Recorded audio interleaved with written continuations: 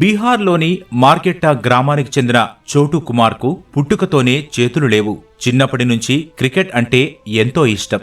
వైకల్యం కారణంగా మొదట్లో ఎవరూ అతడిని జట్టులోకి తీసుకోలేదు.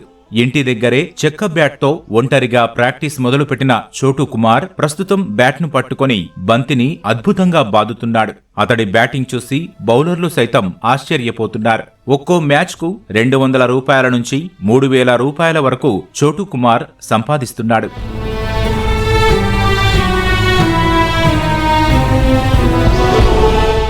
గిరియాక్లోని మా ఆశాపురి కాలేజీలో డిగ్రీ చదువుతోన్న చోటు కుమార్ క్రికెట్తో పాటు చదువుల్లోనూ రాణిస్తున్నాడు. కాళ్ల వేళ్ల మధ్య పెన్ను పట్టుకుని రాస్తాడు. ఆ నైపుణ్యంతోనే 2023లో 10వ తరగతిలో 58% మార్కులు, 2025లో ఇంటర్మీడియట్లో 68% మార్కులు సాధించాడు. రోజువారీ పనులన్నీ తానే చేసుకుంటాడు. సైకిల్, బైక్, ట్రాక్టర్ కూడా కాళ్లు భుజాలతోనే నడుపుతాడు.